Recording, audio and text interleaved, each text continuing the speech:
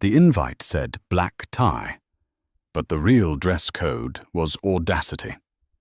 Imagine walking down the aisle wearing a $50,000 Vera Wang gown, smirking at the ex-wife sitting in the back row, thinking you've just stolen her fortune, her husband, and her life.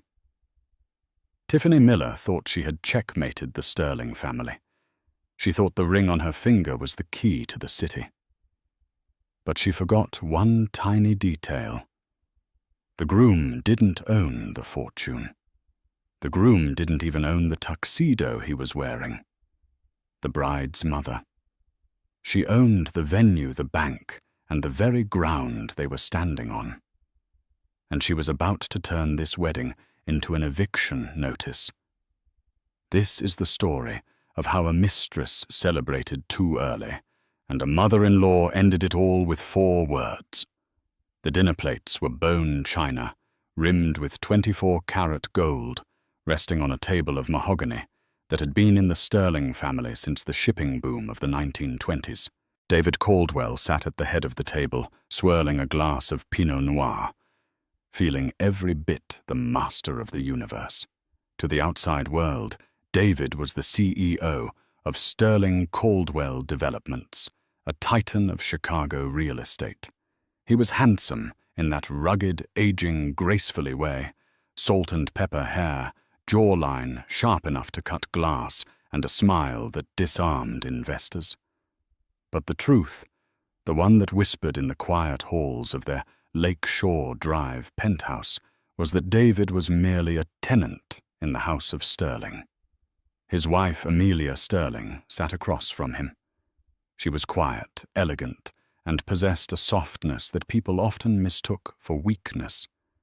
She had spent the last 15 years raising their 2 children, attending charity galas, and letting David run the company her father had built, and her mother, Eleanor, had expanded into an empire. "You're quiet tonight, Amelia," David said, not looking up from his phone. "Just thinking, David," Amelia replied, her voice steady, "about the gala next week. And about Tiffany." David froze. The wine glass stopped mid-swirl. "Tiffany, my executive assistant. What about her? She called the house today, on your private line. She seemed very familiar." David laughed, a sharp, nervous sound. "She's young Amelia. She doesn't understand boundaries. She was probably just confirming the flight details for the Tokyo conference. I'll speak to her." He wouldn't speak to her. He would sleep with her. He had been sleeping with Tiffany Miller for 6 months. Tiffany was everything Amelia wasn't. She was 24, loud, hungry, and unburdened by the weight of a legacy. She didn't care about the Sterling history. She cared about the Sterling credit card limit. She made David feel like a conqueror, not a custodian of someone else's money. The affair had started as a cliché, late nights at the office, a shared taxia, moment of weakness that turned into a weekly habit. But Tiffany was ambitious. She wasn't content being the Tuesday night secret. She wanted the Sunday morning spotlight. 2 weeks later, the bomb dropped. It wasn't a subtle explosion. It happened at the Sterling annual charity ball held at the Palmer House Hilton. The room was filled with Chicago's elite senators, old money families, and tech billionaires. Eleanor Sterling, the matriarch, was there holding court in the center of the room. Eleanor was 68, with hair like spun silver and eyes like cold steel. She leaned on a cane, not because she needed it, but because it looked like a scepter. David entered with Amelia on his arm, but his eyes were scanning the room for Tiffany. She wasn't supposed to be there. But there she was, wearing a dress that was too red, too tight, and far too expensive for an assistant's salary. She walked right up to the Sterling family table. "David," Tiffany said, her voice carrying over the gentle hum of the string quartet. "We need to talk. I can't hide it anymore." Amelia went rigid. Eleanor didn't even blink. She just took a slow sip of her champagne. "Tiffany not here," David hissed, grabbing her elbow. "Yes, here." Tiffany pulled away, placing a hand on her stomach. The gesture was universal. The room went silent. "I'm pregnant, David, and I'm done being the dirty little secret. You told me you loved me. You told me this marriage was a sham." David looked at Amelia, expecting tears, expecting a scene. But Amelia just looked at him with a profound, exhausting sadness. "Is it true?" Amelia asked. "Amelia, look, it's complicated," David stammered. "It's not complicated," Tiffany interjected, stepping closer to David, marking her territory. "We're in love. He's leaving you." Eleanor Sterling finally spoke. Her voice wasn't loud, but it cut through the room like a razor. "David, is this woman telling the truth?" David straightened his spine. He looked at the terrified faces of the board members, then at Tiffany's defiant glare. He made a calculation.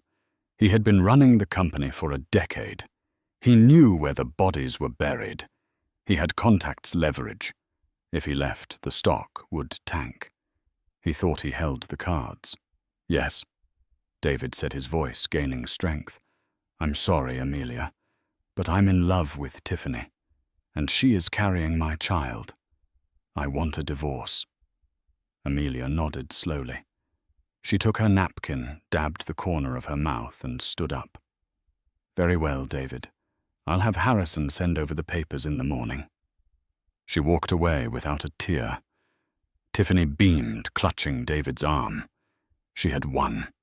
She had dethroned the princess. Eleanor watched her daughter leave, then turned her gaze to David. "You are making a mistake, David, a very expensive one." "I built this company's modern portfolio, Eleanor." David scoffed, emboldened by the adrenaline. "I'm entitled to my share. The courts will see to that. We didn't sign a prenup 15 years ago because you didn't think I'd last. That was your mistake." Eleanor smiled. It was a terrifying smile. "We shall see." The divorce proceedings were shockingly fast. David and Tiffany couldn't believe their luck.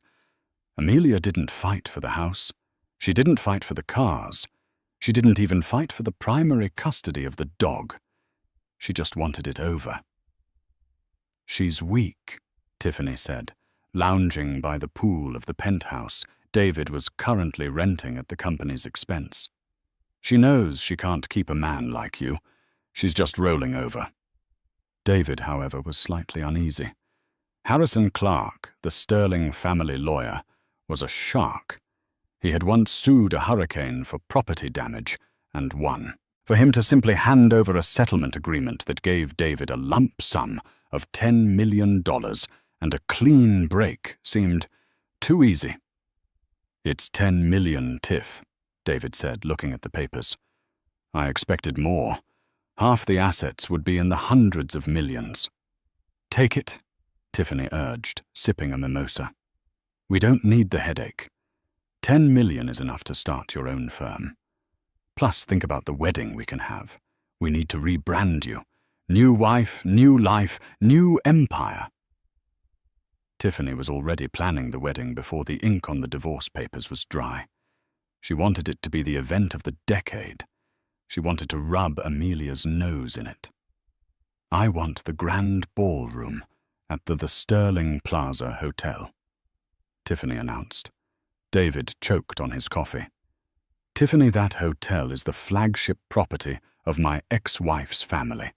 It's literally named after them." "Exactly," she smirked. "It's the most exclusive venue in the city. If we book it, it shows we aren't afraid. It shows we are the new power couple. Besides, they can't legally refuse service just because of a grudge. That's discrimination." Against his better judgment, David agreed. He wanted to show Eleanor that he wasn't afraid of her. The planning was a spectacle of excess. Tiffany hired Amelia's former florist, offering double the rate. She tried to poach the Sterling's private chef. She bought a dress that cost more than the average American home. Months passed. The date was set for a Saturday in June. Strangely, the booking at the Sterling Plaza was accepted without a hitch. The manager was polite, professional, and accommodating.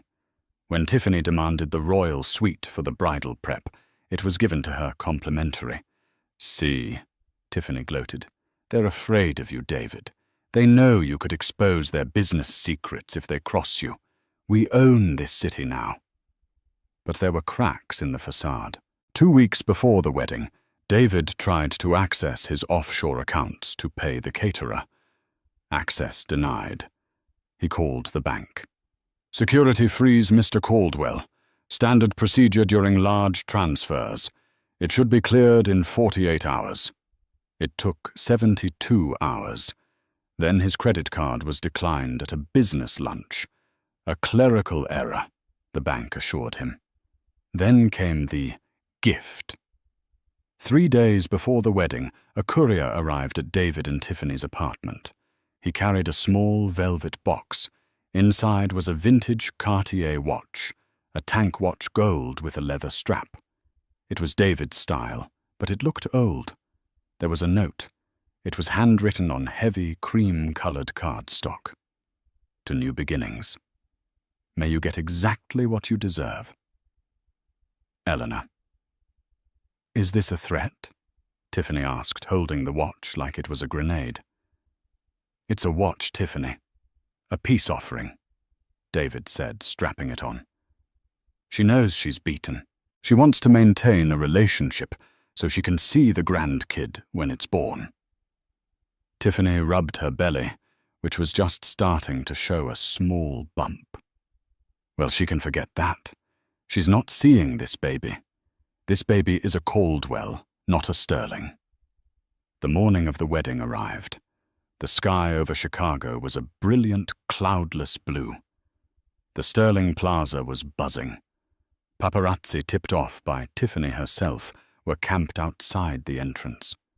Tiffany sat in the royal suite, surrounded by 5 bridesmaids she had known for less than a year. She looked in the mirror. She looked perfect. "This is it," she whispered to her reflection. "From intern to icon." Down in the groom's holding room, David was adjusting his tie. He felt a strange knot in his stomach. He tried to check his bank balance on his phone, just a nervous habit lately, but the app wouldn't load. No service. Probably just the thick walls. His best man, a guy named Greg he knew from the golf club, said, "You ready, man? You're marrying a model 20 years younger than you. You won the lottery." "Yeah." David smiled, pushing down the anxiety. "I won." The ceremony was set to begin at 4:00 p.m. The grand ballroom was draped in white orchids and crystals. 400 guests had arrived. Many were David's business associates, people who wanted to stay on the good side of the man they thought was a rising rival to the Sterling Empire. But as the guests took their seats, a murmur went through the crowd. Sitting in the very back row, dressed not in black, but in a stunning, vibrant emerald green suit, was Eleanor Sterling. She wasn't crying. She wasn't frowning. She was checking her watch. David walked down the aisle to the altar. He saw Eleanor. He nodded at her, a gesture of dominance. "I'm here in your hotel marrying my mistress, and there's nothing you can do." Eleanor didn't nod back. She simply turned her head and signaled to a man standing in the shadows of the side exit. It was Harrison Clark, the lawyer. He was holding a thick manila folder. The music swelled. The doors opened. Tiffany appeared. She walked down the aisle, a vision in white lace, soaking in the envy of every woman in the room. She locked eyes with David. She didn't look at Eleanor. Eleanor was the past. Tiffany was the future. She reached the altar. The priest began. Dearly beloved, we are gathered here today. Everything was going according to plan, until the part where the priest asked if anyone can show just cause why this man and this woman may not lawfully be joined together, let them speak now or forever hold their peace. Usually this is a formality, a moment of silence. But today the silence was broken by the sharp, rhythmic tap-tap-tap of a cane on the marble floor. Eleanor Sterling stood up. The room gasped. Tiffany spun around her veil, whipping. "Sit down, you old hag," she hissed, forgetting her microphone was already clipped on. Her voice boomed through the speakers. Eleanor didn't sit. She walked slowly to the center of the aisle.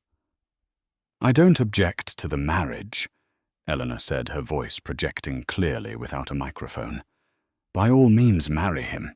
He's going to need the emotional support." "Then get out," David shouted, his face turning red. "Security, remove her."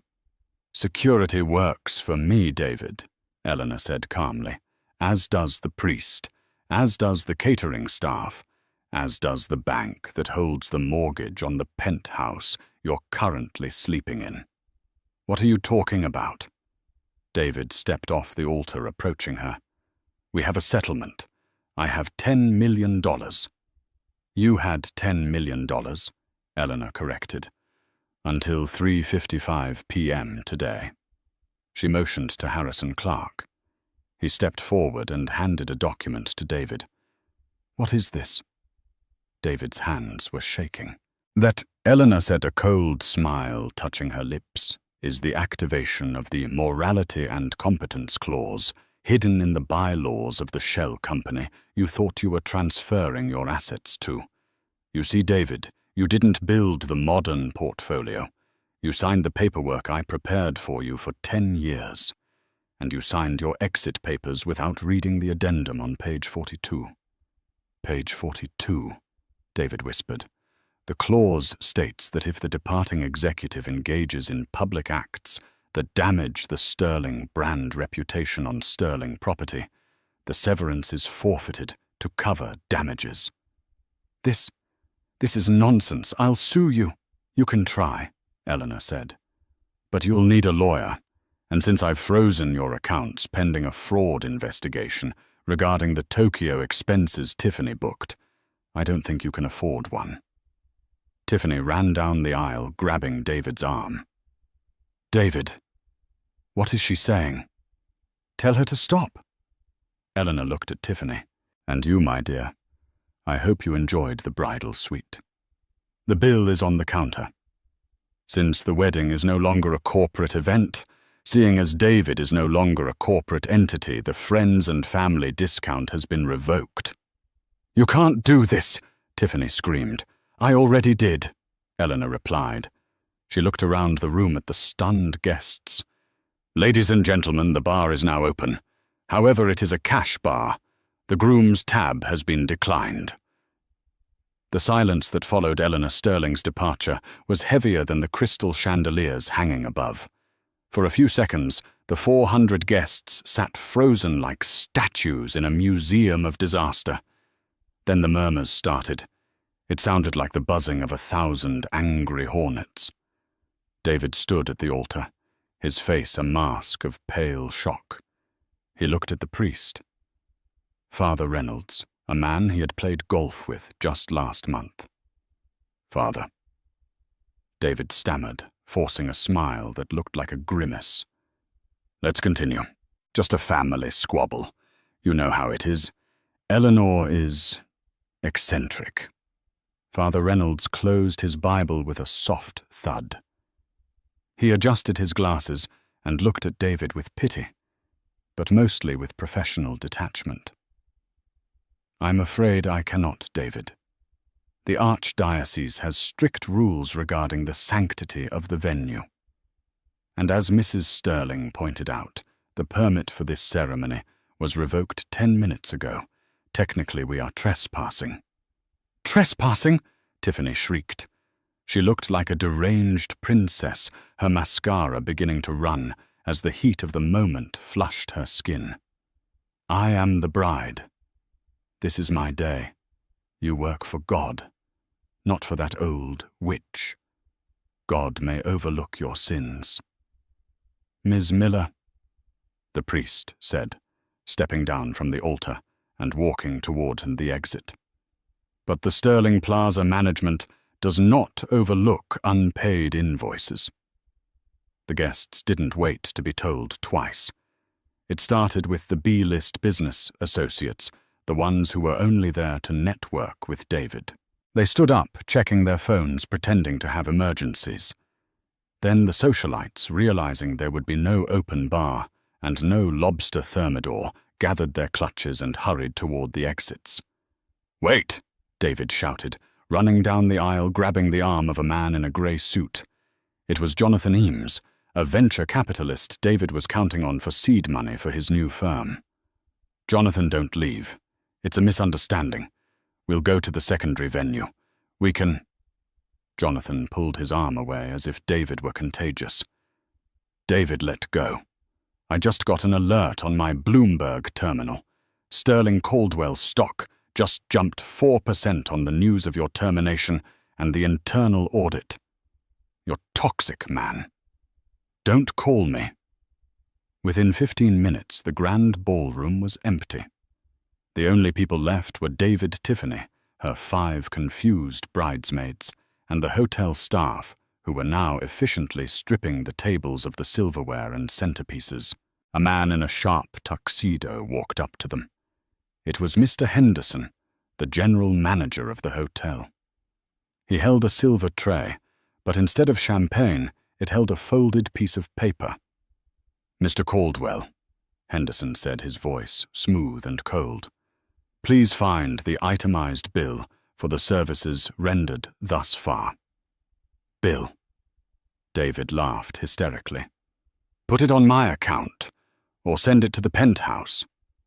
As Mrs. Sterling mentioned, you no longer have an account, and the penthouse lease has been terminated effective immediately due to a violation of the moral turpitude clause in your occupancy agreement." Henderson extended the tray. "We require immediate payment for the floral arrangements, the security setup, the room rentals, and the cancellation fee for the catering. The food, alas, will be donated to a shelter, but the preparation costs stand." Tiffany snatched the paper. Her eyes widened. $85,000. "For a wedding that didn't happen." "For a wedding you booked, Ms. Miller," Henderson corrected. "We accept all major credit cards, although I believe the terminal declined your Amex earlier." "David, do something!" Tiffany screamed, throwing the paper at his chest. David pulled out his wallet. His hands were shaking so hard, he dropped 2 cards on the floor.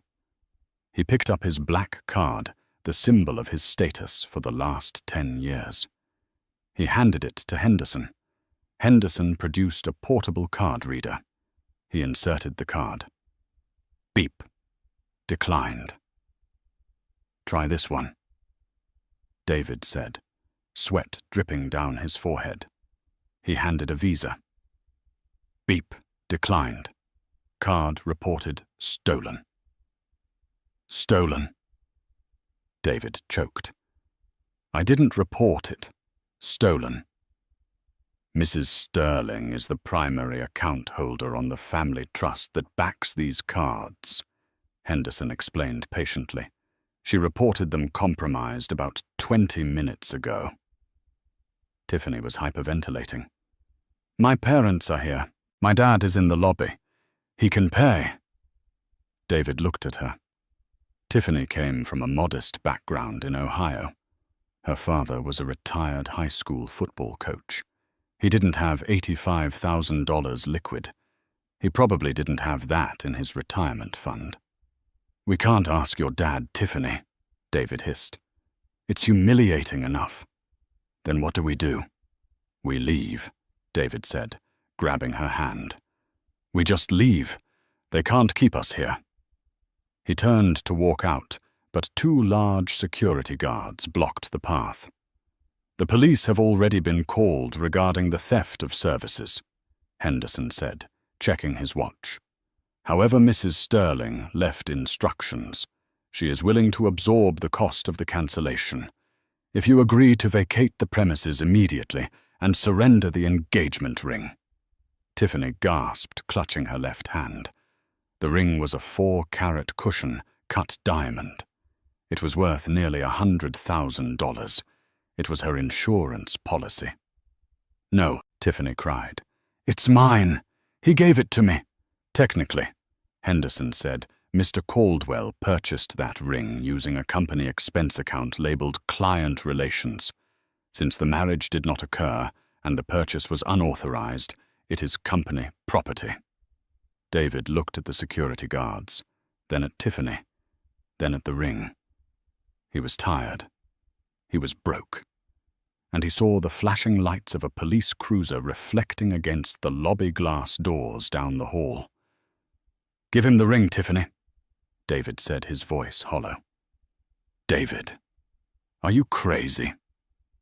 "Give him the damn ring!" David roared, snapping for the first time. "We have no money. We have no lawyers. Do you want to give birth in a holding cell?" Sobbing, Tiffany slid the ring off her finger. She slammed it onto the silver tray. "Excellent choice," Henderson said, pocketing the ring. "The service exit is through the kitchen. Please ensure you do not disturb the guests in the lobby on your way out." The fall from grace wasn't a slide. It was a cliff. 3 days later, David and Tiffany were sitting in the living room of Tiffany's old apartment. It was a cozy 1-bedroom in a gentrifying neighborhood, which was a polite way of saying it was small, smelled faintly of cat litter from the neighbor's unit, and the sirens outside never stopped. David was sitting on a beanbag chair, the only furniture Tiffany owned besides her bed and a scratched IKEA table. He was wearing the same suit trousers from the wedding, though he had finally taken off the tuxedo jacket. "We need to sell the car," Tiffany said. She was pacing the small room, eating dry cereal out of the box because they hadn't gone grocery shopping. "The Porsche is a lease, Tiffany." David rubbed his temples. "I don't own it. The company is coming to collect it tomorrow." "Well, what do you own, David?" she snapped. "Because for the last 6 months, all I heard was how you were the brains behind Sterling Caldwell, how you were the genius, how you made them all the money." "I am the genius," David shot back. "I made the deals, I designed the skylines. Then why can't you get a job?" That was the question. David had spent the last 72 hours making calls. He had a Rolodex of contacts that would make a senator jealous. He had called headhunters, hateful developers, even old college buddies. The response was identical every time. Silence, or worse, polite refusal.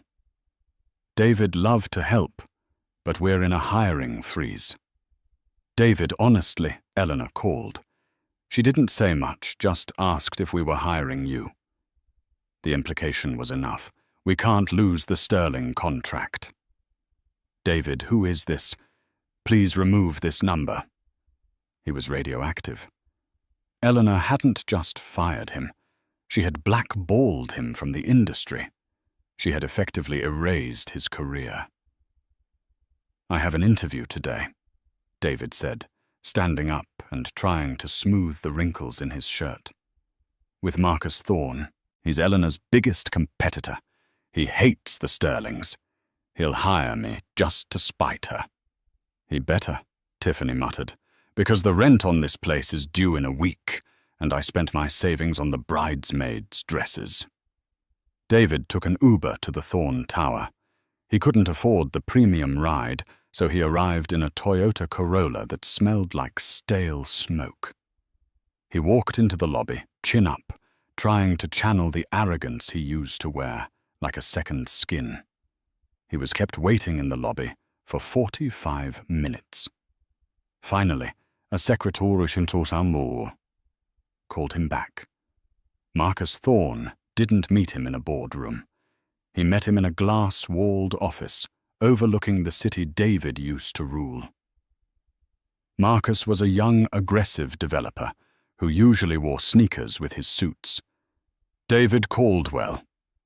Marcus grinned, not standing up to shake hands. The man of the hour, or should I say the man of the viral video? David winced.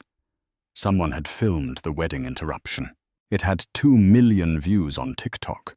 The caption was #groom owned by Grandma.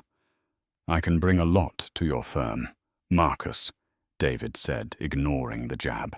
I know the Sterling strategy inside and out. I know their weak points. I can deliver the River North project to you. Marcus laughed, leaning back in his chair. The River North project, David Eleanor, sold me the land for that project this morning. David froze. What? She called me at 8 a.m., offered me the prime lot at 20% below market value. A steal. Absolute robbery. Why would she do that? David asked, his mind reeling. She said it was a consulting fee. Marcus smiled cruelly. The condition of the sale was that I bring you in here, listen to your pitch, and then tell you exactly why you'll never work in this town again. David felt the blood drain from his face. You took a bribe to humiliate me. Business is business, David. And Eleanor Sterling is the best in the business. She told me to tell you that the audit on the Tokyo accounts is complete, apparently charging a $15,000 escort service to the company card as translation services is a felony. She's handing the file to the district attorney tomorrow.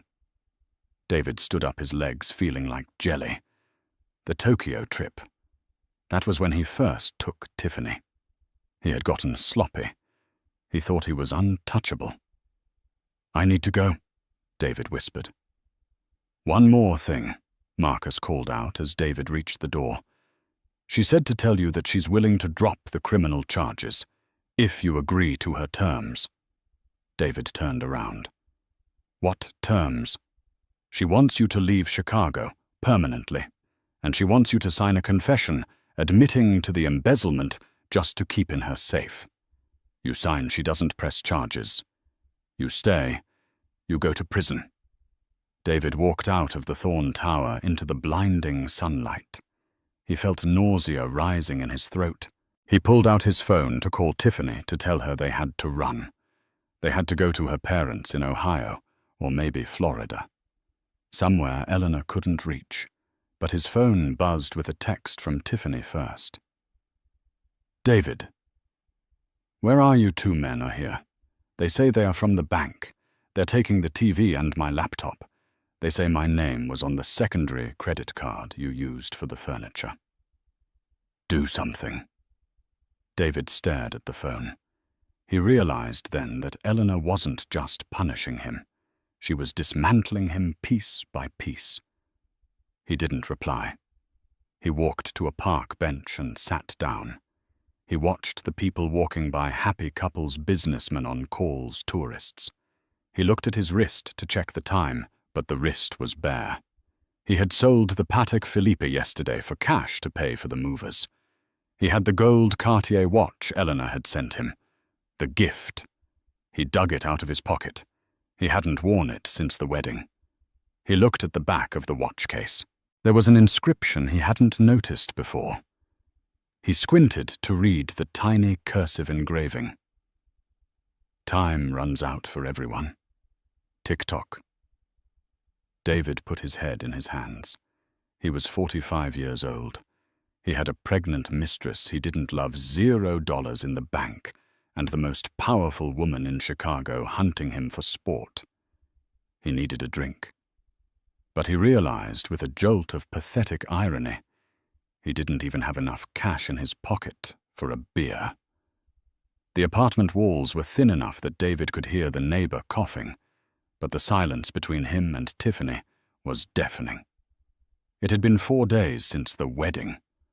4 days of instant noodles sleeping on a mattress on the floor and watching his phone battery die because the charger had been in the Porsche that was repossessed.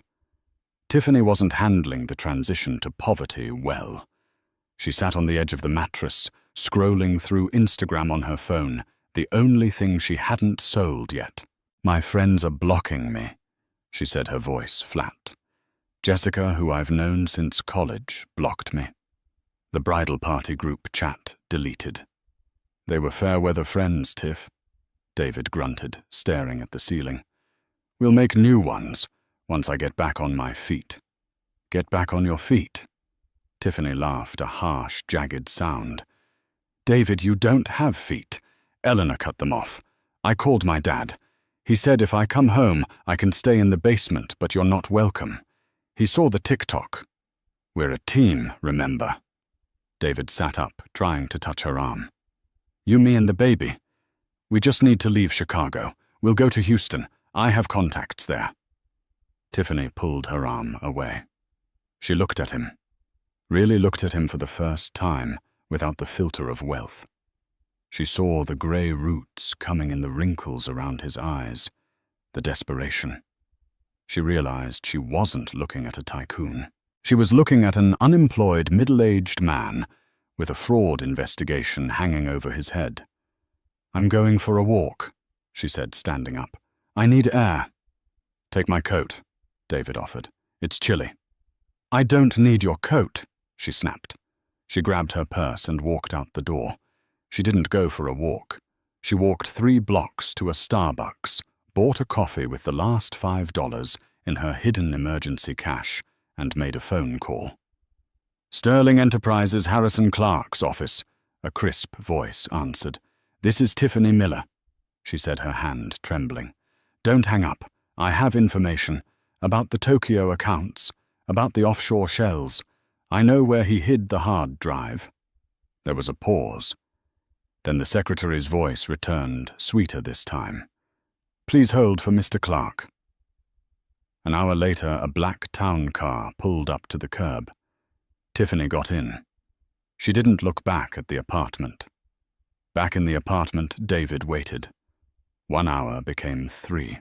3 became 6. Night fell. He started to worry. Maybe something happened to the baby. He borrowed the neighbor's phone to call her. It went straight to voicemail. He paced the room. Then he noticed something. The closet door was slightly ajar. He opened it. Her suitcase was gone. Her makeup bag was gone. On the IKEA table, there wasn't a note. There was just a pregnancy test kit box. Empty. Confused. David looked at the trash can.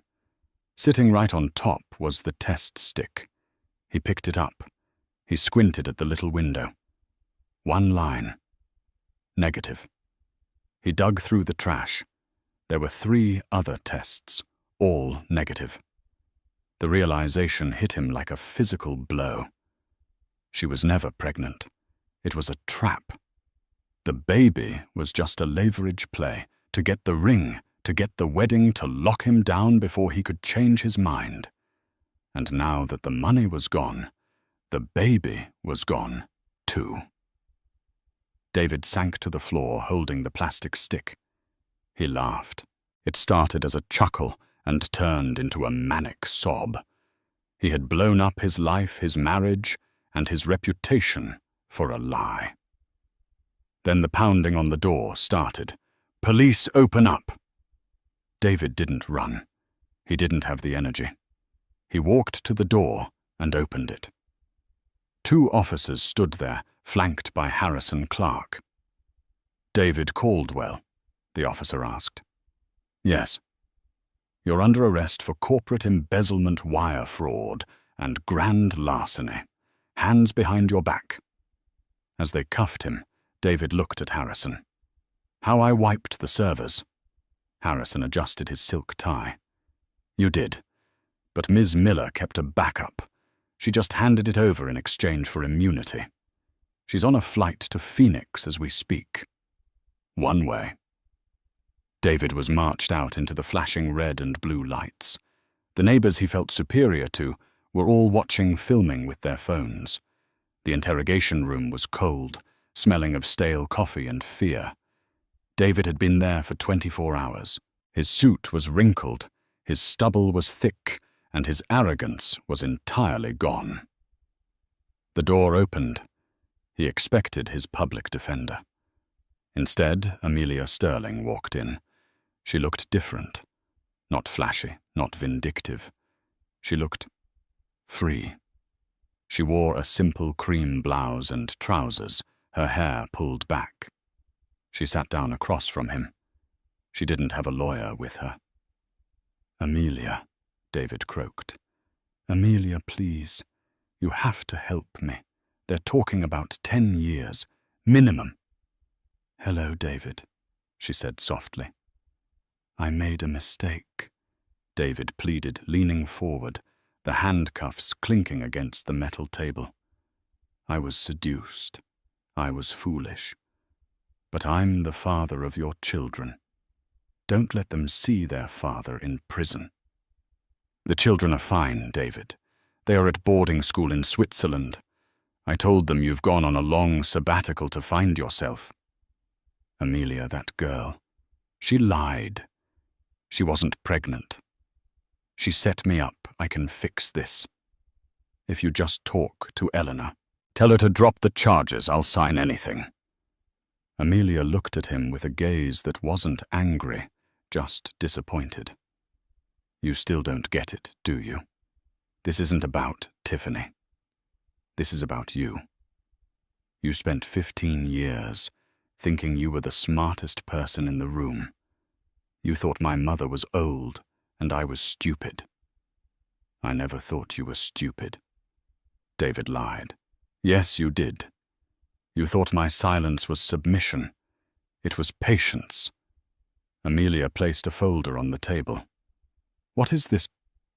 "Mother wanted to let you rot," Amelia said. "She wanted to watch the trial on TV with popcorn. But I convinced her otherwise." David felt a spark of hope. "You did? Why?" "Because I don't want your name dragging my children down in the press for the next 2 years. I want the name Caldwell to disappear." She slid the folder toward him. "This is a plea deal, but not with the district attorney. With us." David opened it. His eyes scanned the pages. "We will withdraw the complaint. We will attribute the missing funds to a clerical error in the international accounting software. The police will release you due to lack of evidence." "Thank God." David breathed, tears welling up. "Thank you, Amelia." "Read the rest," she said sharply. David looked at the bottom of the page. Condition 1. David Caldwell must legally change his name. He may never use the name Caldwell or Sterling again. Condition 2. He is permanently banned from the state of Illinois. Condition 3. He accepts the position of night shift manager at a Sterling-owned logistical warehouse in Anchorage, Alaska. Condition 4. His wages will be garnished at 75% until the stolen $4.2 million is repaid. At his current salary, this will take approximately 140 years. "Alaska," David whispered. "A warehouse. Amelia, I'm a CEO." "You are an unemployed thief," Amelia corrected. "Those are the terms. You sign, you walk out of here, get on a bus and go to Alaska. You get a small apartment, a warm coat and a job. You don't sign. The DA walks in next and you go to Statesville prison for 15 years. David looked at the pen. He looked at Amelia. He remembered the cold nights in the penthouse, the gold plates, the feeling of power. It all seemed like a dream now. "Does she know?"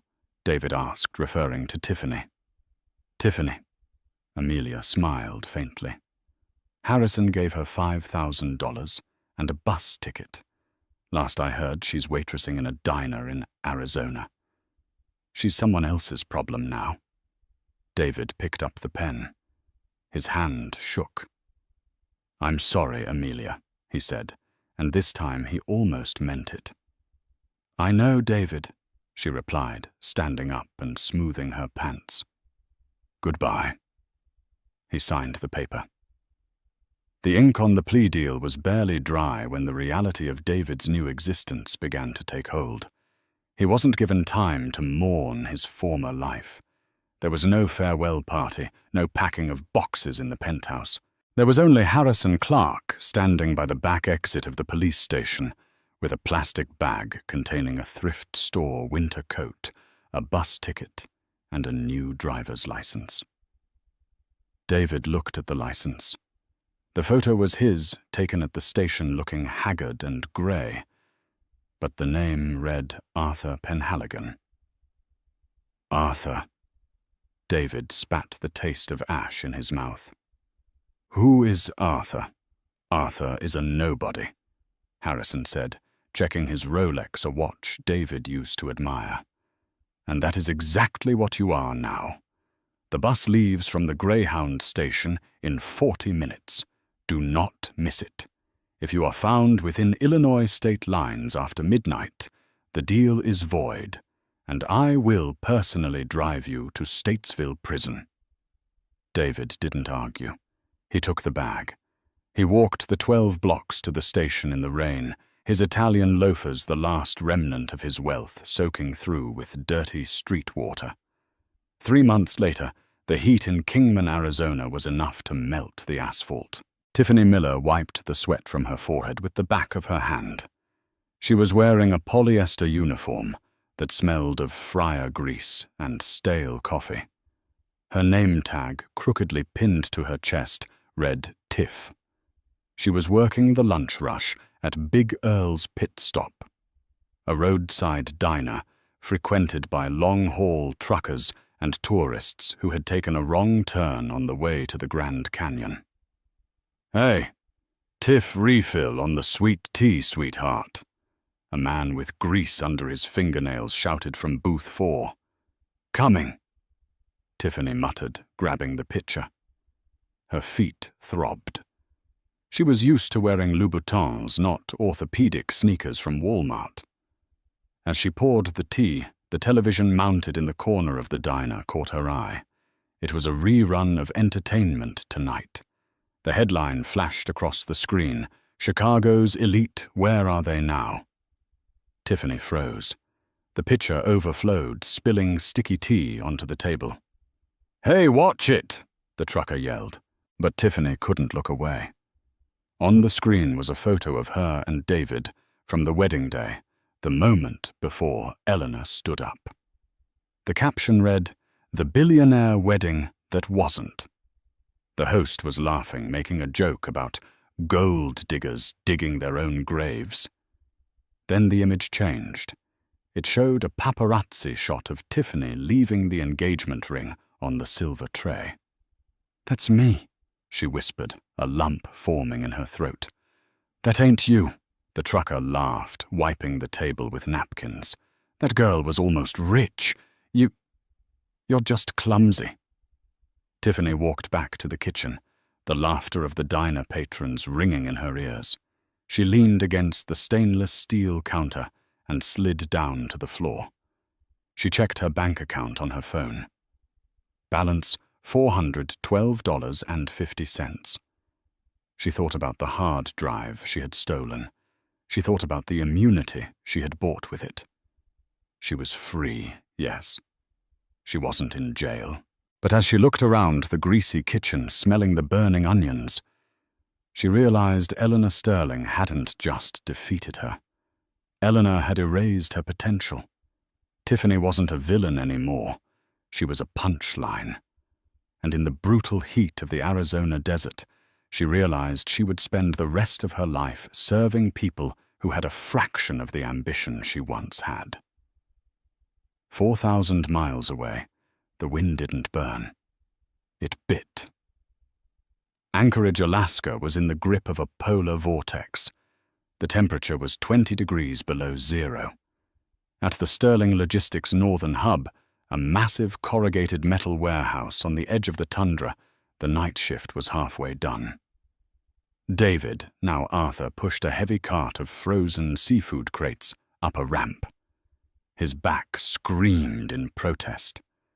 His hands, gloved in thick wool, were stiff with cold. "Move it, Penhaligon!" the shift supervisor shouted. His name was Jerry, a man 10 years younger than David, who enjoyed wielding his tiny amount of power. Truck number 4 leaves in 10 minutes. If those crabs aren't loaded, I'm docking your pay. I'm moving as fast as I can, Jerry. David wheezed, his breath forming clouds in the frigid air. Not fast enough. Maybe that's why you're a 45-year-old rookie. Jerry sneered. David gritted his teeth and shoved the cart. He slipped on a patch of ice, his knees slamming into the concrete. Pain shot up his legs. He lay there for a second, staring at the industrial lights buzzing overhead. He remembered the lights of the chandelier in the penthouse. He remembered the feel of silk sheets. He remembered the taste of 1942 Pinot Noir. Now the only thing he tasted was bile and the metallic tang of blood from biting his lip.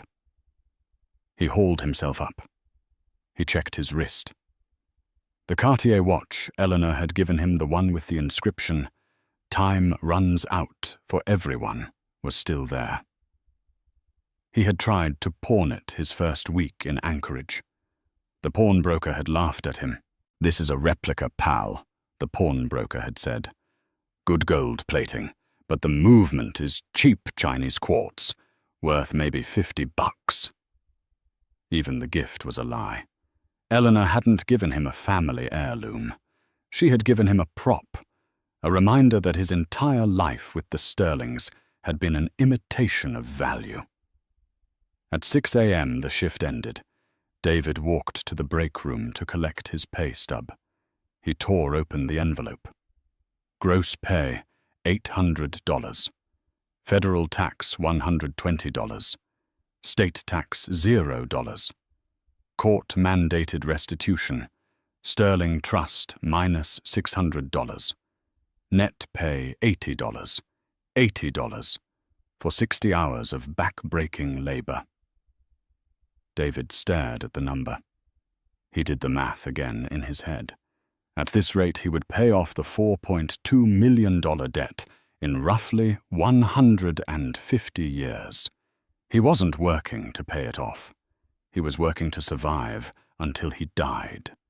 He walked out into the snow, the wind howling like a banshee. He pulled his collar up. There was no escape. The Sterling arm was long, and its grip was iron.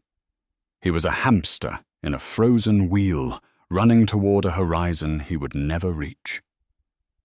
Back in Chicago, the seasons were changing, but the atmosphere inside the Sterling Plaza Hotel was eternal spring. It was the 1-year anniversary of the wedding that wasn't, though no one called it that anymore. Tonight was the Phoenix Gala, a celebration of Sterling Enterprises' record-breaking fiscal year. The grand ballroom was unrecognizable from the disaster of the previous year. The white orchids were replaced by vibrant gold and violet arrangements. The air smelled of expensive perfume and success. Amelia Sterling moved through the crowd like royalty. She wasn't the quiet, shadow-dwelling wife anymore. She was the CEO. She had taken the reins after David's departure, and to the shock of the board and perhaps even her mother, she was brilliant. She led with empathy, but she negotiated with steel. Amelia Darling.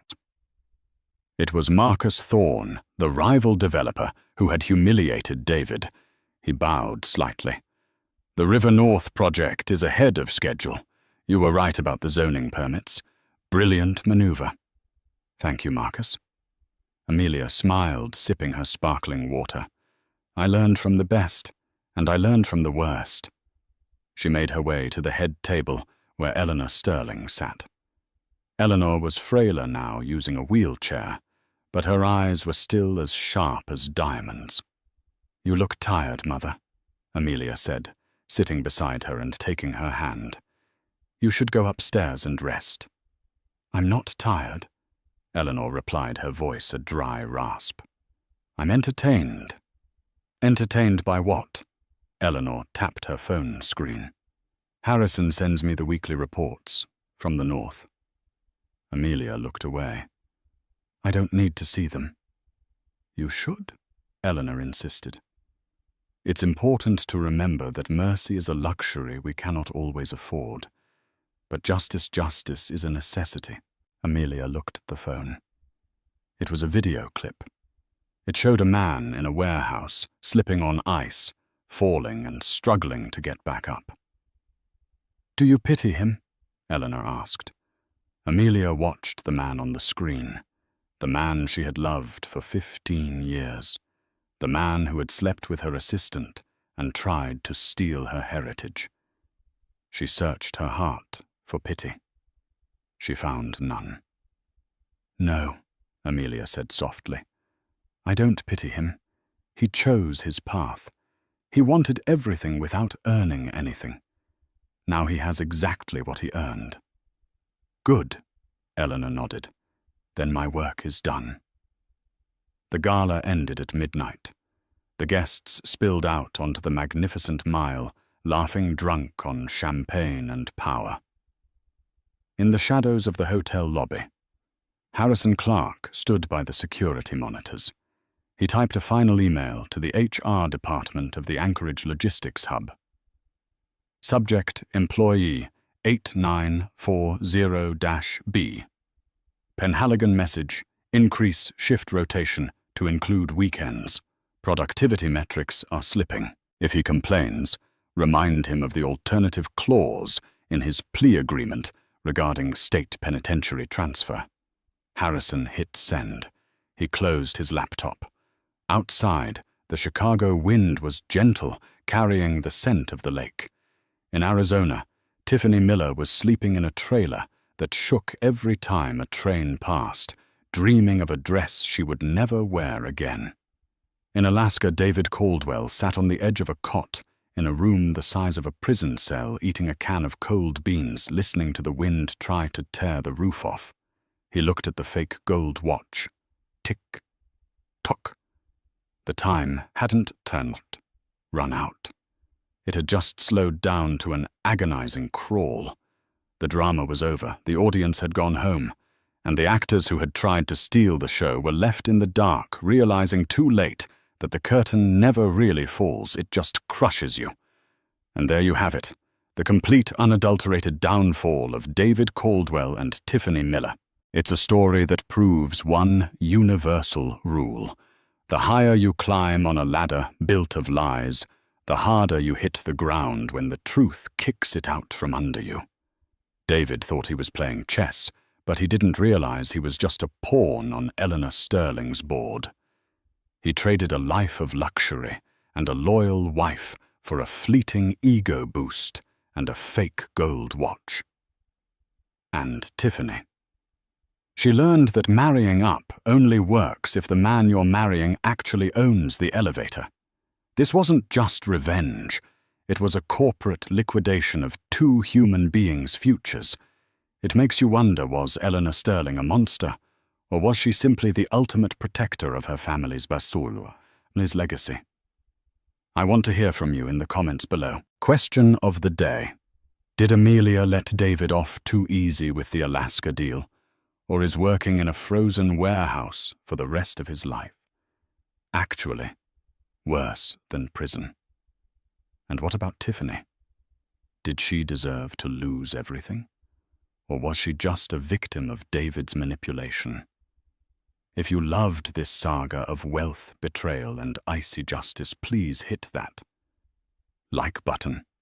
It helps get these stories out to more people. Subscribe and turn on the notification bell so you're the first to know when the next drama drops. I've got a story coming up next week about a lottery winner who hid the ticket from his wife until she found the receipt. You won't want to miss it. Thanks for watching, and remember, be careful who you cross, because you never know who really owns the venue.